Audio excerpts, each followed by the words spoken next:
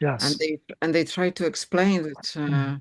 they couldn't cope, and after they receive the iron, they feel so good, but only for 3 months. I think it's 110 days. If Yep. you give an That's iron, and then if you don't have retinol, it's gonna go right. down anyway. And That's right. Yeah. so Very true. it's and they usually asked by the doctor to check the iron level after 3 months. And if it's Uh, low, we give you again the infusion Right. iron. And Makes no sense. And no, they never check copper, and they never no. check ceruloplasmin. And and so the term that we use within our program, the root cause protocol, is we talk about bioavailable copper. Well, when copper is hanging out with its protein ceruloplasmin or hanging out with these enzymes, there are dozens and dozens of copper enzymes. That bioavailable copper is what keeps things running. And Yeah. it's absolutely amazing in its capacity inside the body. And there's a whole another dimension to it that I'm just now beginning to learn. So we know that copper is really important for making energy. It's really important for making critical proteins inside the body. But there's something called um, cell signaling transduction. Now that's a mouthful. But basically what it is it's allowing the cell to use its cell phones to communicate with each other. And if copper isn't present, it can't communicate. The lines of communication break down. And that's um, a real important but hidden aspect to why we lose our balance, why we lose our homeostasis inside our metabolic pathways. And people don't know about that. So do you think the quorum sensing in bacteria can also be depending on copper? The bacteria is communicating between themselves That's a great to question. to actually to survive because they want to survive. They need us to survive, so they take Right. care of us. But what really happens that if it's lack of maybe I just hypothetically that Yeah. maybe lack of copper causes this destroys the balance between I don't know. Just when you Well, say it, I thought maybe that's also a that's a wonderful question. I do know I was working with a client recently whose daughter developed schizophrenia after she Mhm. had a viral infection. Now, what they blamed was copper, because copper was very high in the blood. And I was able to convince her and the doctor that she was working with that they had misinterpreted the blood work. That I said, okay, so the copper's high. That means it's missing in the tissue. You weren't thinking about iron at that point. The doctor went, no, not at all. I said, iron's going crazy. Guess what crazy iron does to adrenaline? It Yeah. it, it creates schizophrenia. It's a very well-known reaction. But the thing is that the the there's different viruses, obviously, but the one that's particularly noteworthy with the liver is called hepatitis Mm. C, as in Charlie virus. It's called Hep C virus. And I didn't know anything about it, but I started digging when I found out had had a viral infection. I wanted to say, what's another way to explain what happened? It turns out, and what I'm trying to do is answer your question in a roundabout way, but the Hep C virus has a unique ability. It has something called a non-structural protein. It's called NS5A. I'd never heard of it. But NS5A can disrupt the function of ATP7B. And what happens is ceruloplasmin starts to collapse, and then the copper starts to build in the blood. And her copper at the peak was like 245. Well, a normal copper would be 100. So she was off the chart. And so the doctor was trained to got to chelate the copper, not thinking about what was behind that elevation. But this particular virus is the way it's described in the literature is significantly disruptive to the production of ceruloplasmin. Well, I'm thinking, are there other pathogens like that? I don't know, but I know that, again, back to Paul Kobine, he says, there can be no life on planet Earth without copper. And that's not just humans. That's every form of life requires copper at some level. And so I've never thought about, could the bacteria be somehow trying to not just get our iron, because they can't live without the iron, but could they be seeking our copper as well so they can communicate? That's a fascinating thought. Well, so because I like gardening, and since I started attaching the climbing roses with the copper, like a wire, Yep, I don't have sure. that many diseases. Wow. The black spots I used to get, I don't get them on the plants. So when you say that now, I'm just thinking, oh, Wow. okay, maybe there is something because I thought if I have a copper wire, I start because it happened because I bought a rose and had the etiquette with the name of the rose on the copper wire. And I thought, why did they put it on the copper wire? Maybe I start with the roses That's which I have to attach to the support. that's fantastic. And that is, oh, wow. So yeah, there's no life Do, without the copper. well, they have copper gardening tools. Oh, okay. Yeah. No, there's a famous, he was a forester. His name was Victor Schauberger. He was in, I think, Bavaria. Oh, okay. Um, and he developed, this was back in the 30s, 1930s, before the war. He developed what was called the golden plow, and it was designed after a mole. It was designed to revolutionize farming. It was made of brass, and it had this snout. It had like a mole has a little snout, but the brass was breaking open the soil, but the copper in the brass was stimulating the fungal and microbial action in the soil, as opposed to the steel that's used in plows. Wow. And what happened was, the yields from using this golden plow were so significant, it was disrupting the futures market, corn futures, sugar futures, and farmers realized they were going to lose money. They were having increasing yields, but they were losing money on the futures market, and they abandoned it. And it's like one of the great tragedies of farming is that people didn't realize how important copper is to agriculture, and Yeah. and to uh, the the whole microbiome of the soil really relies on that copper. Very, very important. Just like our gut microbiome relies on that copper as well. So must be in the mouth as well. I don't Well, of believe course, the mouth will be because separate. because It will be. there's an oral microbiome. Yeah. And what I find fascinating is, why did they choose to use gold for crowns and not copper? I've Maybe never. too soft. Maybe it would be too soft. Maybe it would be tearing Okay. too easily.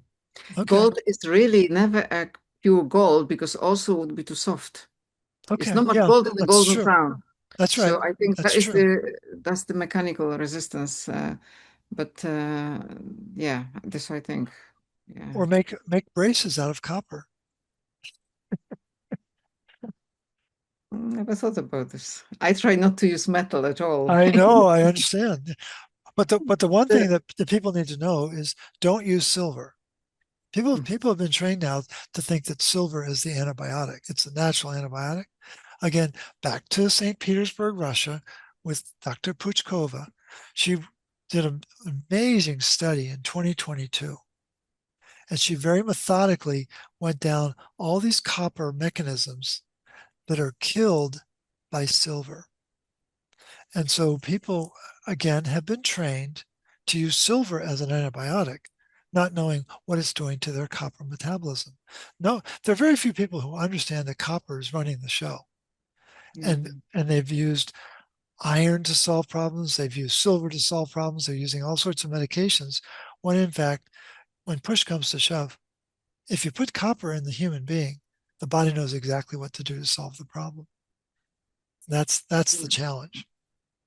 It is a big challenge because, like we said before, we don't have it in the food now Mm. because of the pesticides, and That's right. which are chelating them very, very quickly.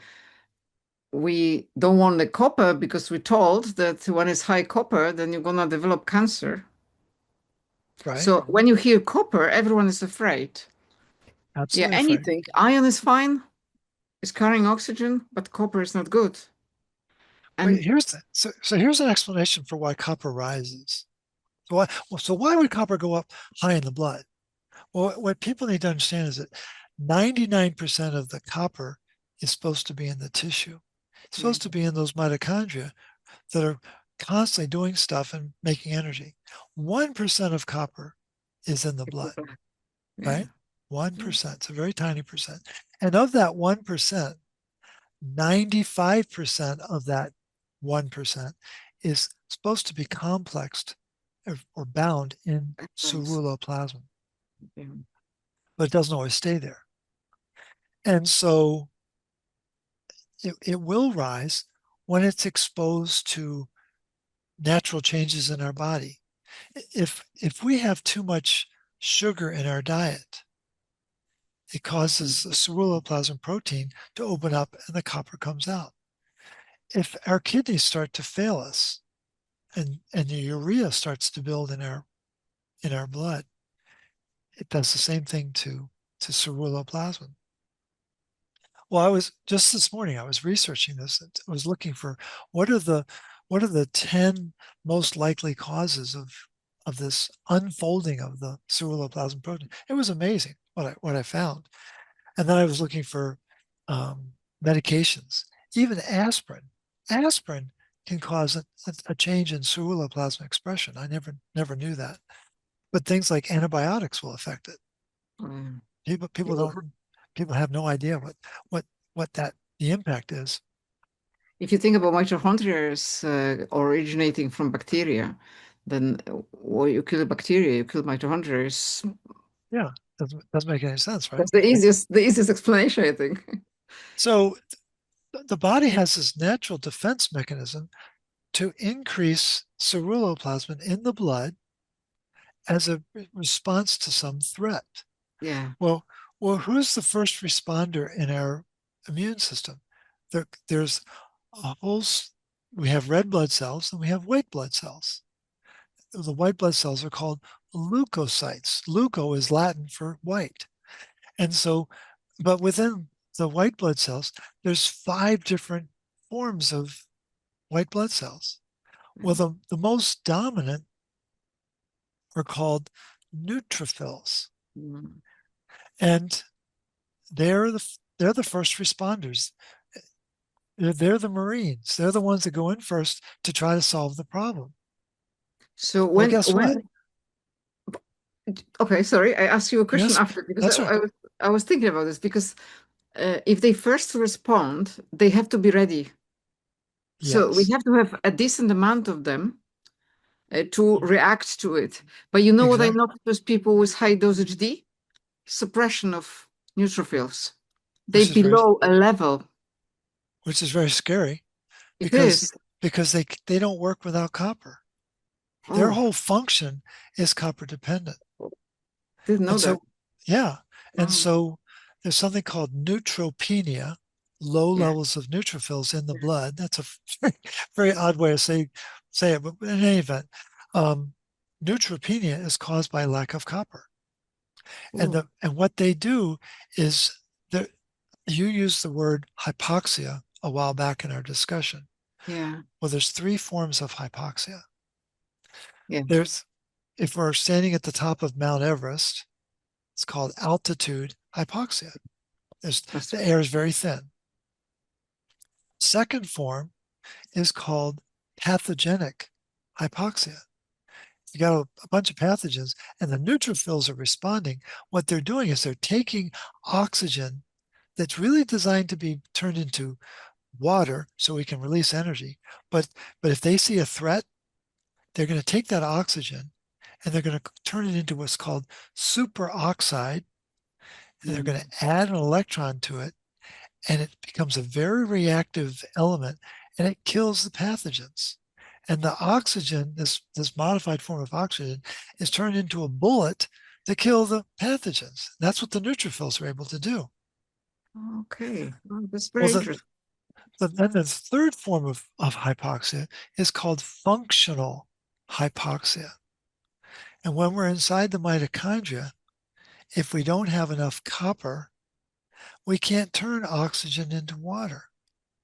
And so then the oxygen very quickly will change into superoxide, hydrogen peroxide, hydroxyl radical, and then it can't be turned into water. And then we lose the ability to make energy. That's where your fatigue is coming from. And how do we cure that? By introducing copper into the equation. But the neutrophils are the first responders. Well, right on the heels of that are the macrophages.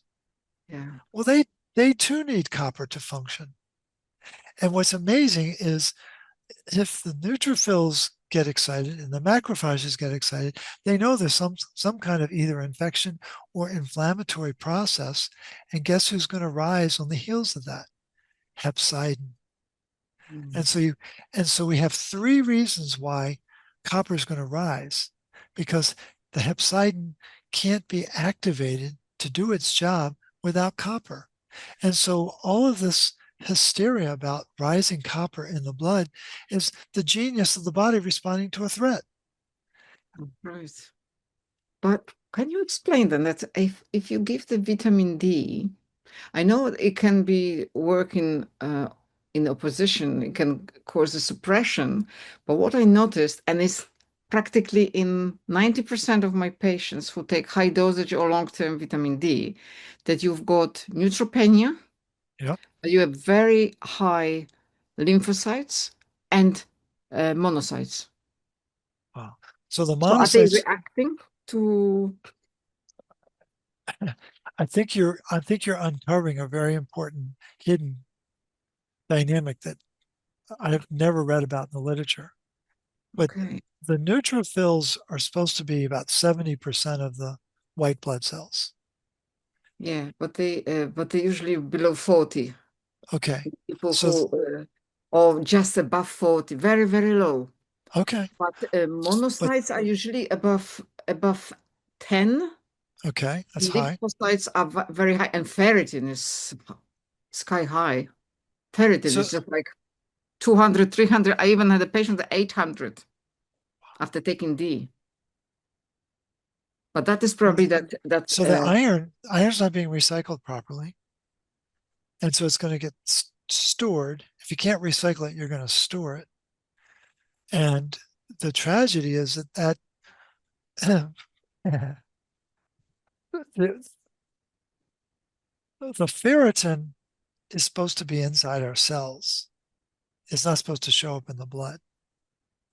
When it shows up in the blood, it means that there's a problem in the organs, especially the liver or the spleen or the kidney. Those would be the three principal organs. So if ferritin is rising, it means that the iron recycling system is not working right.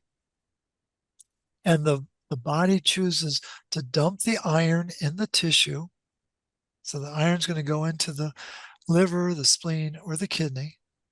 And then that organ is going to secrete the empty ferritin with their empty shotgun shells.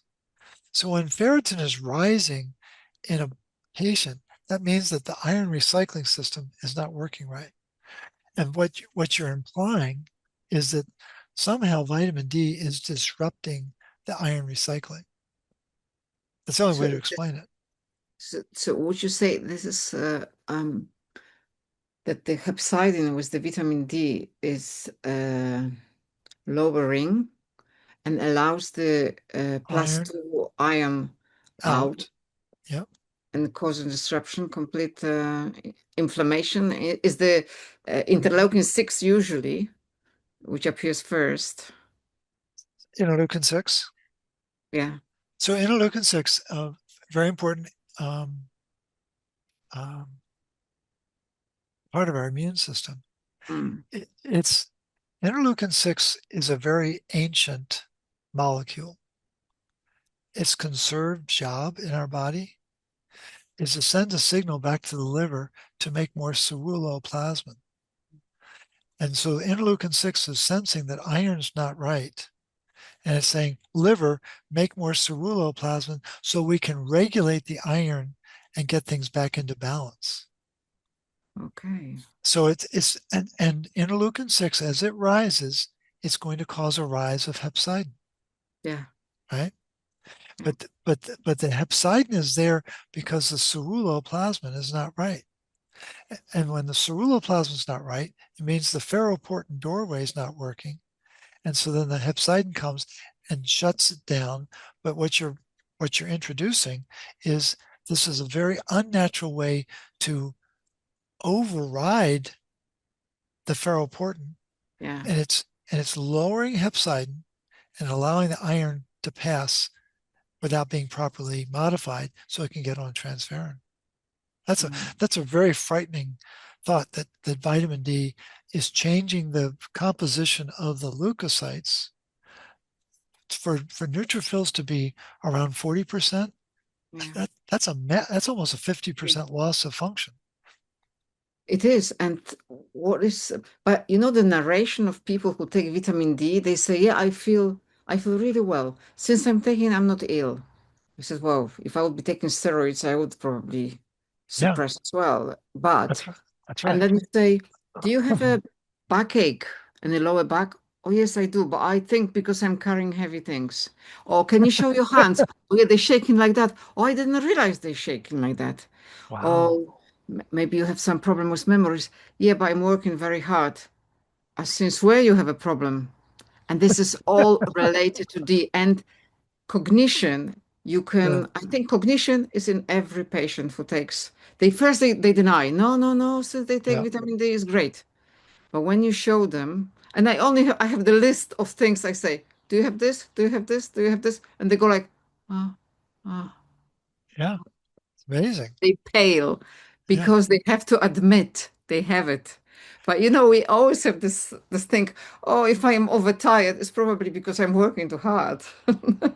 If Well, you find explanation to your condition because someone told you vitamin D is good for you. Vitamin D is good for you, but yeah, that depends on the dosage and the absolutely. form of And the vitamin D. form. Much better to go outside in the sun. Yeah, Uh, yeah. and the thing is, our ancestors knew that when it was a climate that wasn't necessarily sunny, or it was that time of year when it's not necessarily sunny, you change your diet to eat foods that have the vitamin D. You don't take it as a supplement. That's the part where everything got confused. And I think the most important source of it would be cod liver oil, but you're going to get a lot of vitamin A, and people don't know about vitamin A. They don't know how important it is to copper, but you're going to get vitamin D, which is a very important source of it.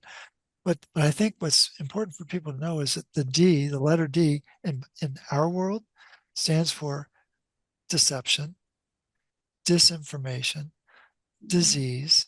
It dumbs you down, what you're alluding to with this loss of cognition. And it's very hard for people. There's a placebo effect. Everyone's Mhm. talking about vitamin D. Oh, I do feel better. Why do I feel better? Because you've suppressed the pain receptors and they can't express themselves. And who's in charge of the pain receptors? Copper. Copper. Yeah. So we Yeah, seem that is so amazing. That is absolutely amazing. To connect the dots and you yeah. see the whole picture and you approach the patient completely differently. I mean, And you what start what working percent on of your the what percent of your patients are open to this very uncomfortable message? Because it flies in in the the face of yeah, beginning of conversation, zero. I'll bet. But in Yeah. the end of a conversation, everyone. So far, Wow. everyone. Because they coming to the surgery thinking is the problem with root canal treated teeth or with Right. amalgam. And when they realize, and I try to explain step by step what's going on in the body, and you Right. take the history of stress, of a lot of pregnancies, Mhm. lack of minerals, you, and then they go like, ah, yeah, they connect themselves. You give them tools, Mhm. they answer Yep. their questions themselves, and in the end of that visit, they usually admit, even if they said in the beginning, no, no, I'm not tired. After hour and a half, they say, no, no, I am tired. Or when they come with the spouse, they usually say, no, why are you saying you don't remember those things? Your memory is terrible in last years. And they, Wow. even if they on denial, they still admit in the end because they start understanding. But when they coming, when when I discovered, it's probably after I did this RCP Institute with you, that was I saw it, but I didn't quite understand what's going on. I knew it's D. I didn't understand why is D Yes. until I realized about this VDR receptor and RXR receptor, and I Yep. started. Oh my goodness, what they Right. do, and, Yeah. and that was shocking. But I was, I was just like, I had to explain to myself what's going on first, why this is not healing, why I have so many patients with the same problem suddenly in the last 6 years. No, this is, I never in my life, I am working over 30 years as a dentist, Right. and I work as holistic for years and years. And I never ever had that many people with cognition problems, with breakages. Right. It's like uh, most of women breaking the ribs at night just by moving. Oh Men my has gosh. problem with patellas. Yeah. Wow. Uh, it's just like, but when I look at those people, I think, okay, they're in pain, that will heal. But those people with the cognition problem, when you cannot Right. read, you you can distinguish the letters, you cannot put it into the word. These Mhm. people are 24/7 in trouble, and these people suffer. Wow. And I Right. I do think this is, you feel like shouting in the end, because they come with what they think is the problem, and they come out thinking, okay, I've been to the dentist, but we didn't do anything from dentistry so far. We That's have right. to put things in order to start anything in dentistry because, I can, but I know what is the consequence. If I see the inflammation, if I see cavitation around the tooth, I should take it out. If it's chronic, you can wait, but if it's in pain, then you have to take it out. But it's gonna heal. It's not gonna heal. And the patient comes 2 years later wanting implant. You can't put an implant in. No. So you have to move your treatment on a second plan, on your dental treatment on your second plan, because for the Mhm. first half a year, you have to introduce your RCP protocol, and I see enormous changes, even in those who are told that they have genetic problem with the bone. Of And low course. iron is they were born with this and they will die with this. Well, I think it's important for people to know just what you've just raised now. People are worried about bone loss or worried about osteopenia or osteoporosis. There's an enzyme called acid phosphatase, and Mhm. it's what breaks down the bone matrix. Well, acid phosphatase is activated by iron. And so when you're breaking down the bone matrix, you're losing the calcium. It's leaving the bone matrix, but you can't replace that calcium with calcium supplements or vitamin D. You've got to deal with the iron problem. The iron is building in the bone because of a lack of copper. And the mechanism to rebuild the bone, as you well know, is there's actually several enzymes involved. One of them is alkaline phosphatase. Well, that's Mm. activated with magnesium. Well, Yeah. magnesium and iron are polar opposites. They have a very antagonistic relationship. But you also need lysyl oxidase. Again, we're back to the zipper. We got to knit collagen with elastin. Got to bring them together. And there's another enzyme, a third enzyme that very few people have heard of, called ascorbate oxidase. And anytime you see the word oxidase, means we're using oxygen as a source of energy to make something happen. Well, ascorbate oxidase prevents the loss of minerals in the bone matrix. It's a copper dependent function. So if copper, to your point earlier, if copper is strong, the teeth will maintain their correct size and shape and function And as long as, hardness. yeah, they're not losing minerals to the acid phosphatase. Very interesting, Morley, very interesting. Yeah. So really, how can I help people who are copper depleted, um, iron is dysregulated, and they are afraid not to stop taking iron. They're Well, afraid to stop well, one thing because we they can feel do is better. for some reason, one of your Polish colleagues wanted to take the book that I wrote, Cure Your Fatigue, and he's translating it into Polish. Which Yeah, one? the orange This one. one? Yeah, This one is going to be translated. I was going to leave it to the end. yeah. And so, no, that I think that would be it's an easy book to read. Again, I won't be able to understand any of it when it's in Polish, but for some reason he was inspired to do this.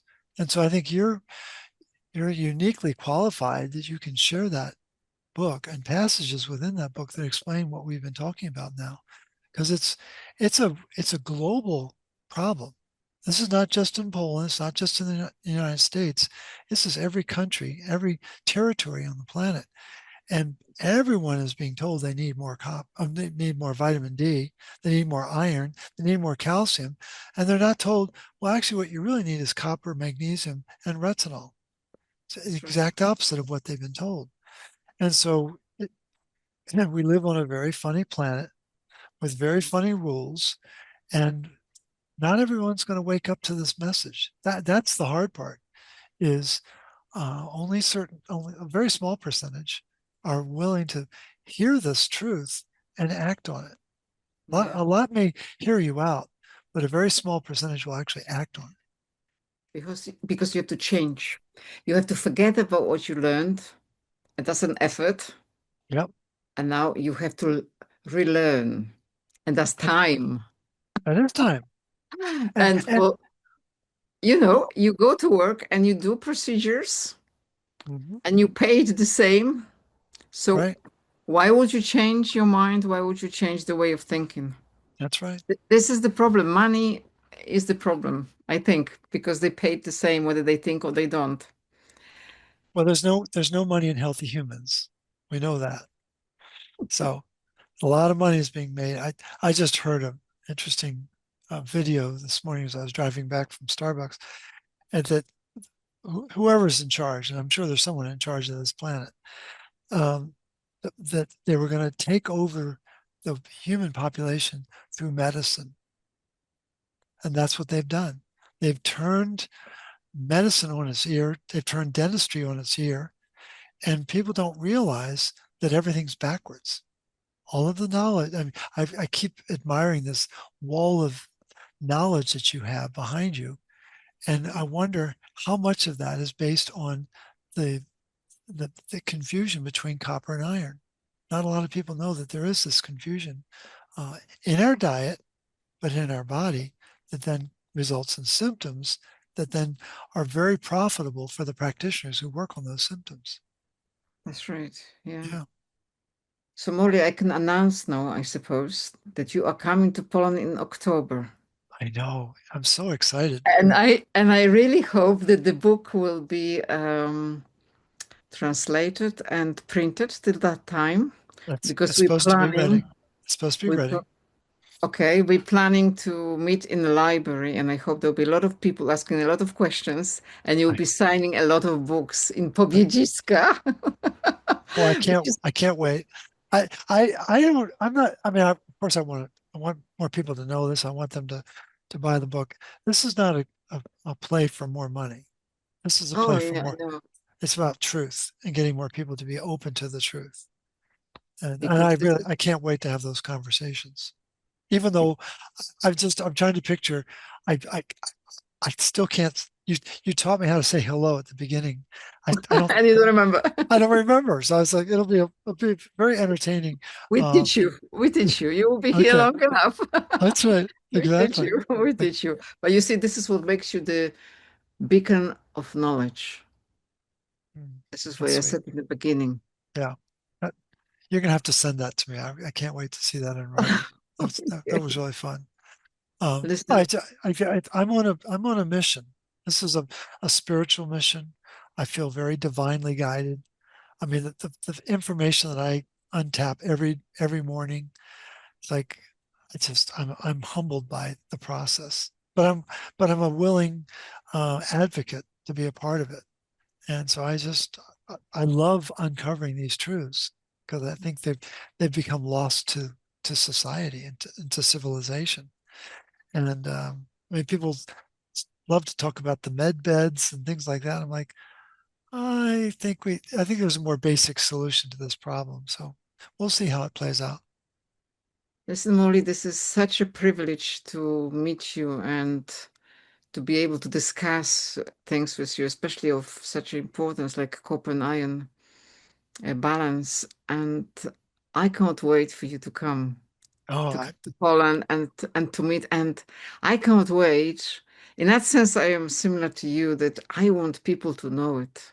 yeah, I want people to absolutely. change their lives with the knowledge. Mm, Knowledge is not something which we have to hide. You don't hide the no, light. Light has to be no. standing on the top. Well, So I think you better warn the Starbucks that I'm coming. So all over Poland, wherever I am, I'm going to be it working. is. It's in Poznań, but it's not in Pobiedziska. But we go to Okay, Starbucks. No worries. We go okay, to okay. Starbucks. That's right. And for some reason, folks, I think differently when I'm in a coffee shop. I don't know what it is. I don't drink coffee. I drink decaf now, but it's Uh-huh. like I just think differently in that setting. I've been doing that for a lot of years, as you know. So it's been But fun. you know, you're also starting very early in the morning, Molly. What time you actually in You usually in the shop by 5, and spend 3 hours reading and thinking and trying to figure things out. and then you share for the And then I rest share of it. the That's right. day. Yeah, exactly. Amazing. Amazing. A So real joy, a real joy meeting you and speaking to you. well, just before we got started, I got an email from some individual down in Florida here in the States, and he was worried about doing a phlebotomy. And I explained to him how to solve the problem. I said, but if you want to talk more about it, feel free to give me a call. And and he called. I mean, and he was shocked when I answered the phone. He said he couldn't believe it. I said I wouldn't have offered if I wasn't willing to have the con. But it was we just had a delightful conversation just before I stepped onto the video here, and so I do that all day long. I'm talking to people all over the world, not just here in the States. So it's a lot of fun, and I can't wait to get to Poland and to Poznan to really Then just to Wrocław. okay. And then to Wrocław for the Beat Me Up conference. Okay. I Yeah. where you that is longevity. So you've got the whole stage for yourself Oh my talking goodness. about Well, aging. oh, well, just to share with the listeners here, um, iron causes aging, and copper causes longevity. That's right. And no one Stage is in yours. no, I know, but no one in the longevity field talks about that. Yeah, It's just fascinating. So it's going to be a lot of fun. A it lot. will be. Can't wait. So I Thank you really very much. appreciate all that you've done to make that happen. And I really appreciate the chance to have this conversation now, just to get people aware of the focus of our being there and what we're hoping to accomplish. Thank you, Molly. Really, thank Absolutely. you. Yeah. Can't wait. Okay. So I see you hopefully soon. I can't. Yeah, absolutely. You will see us soon.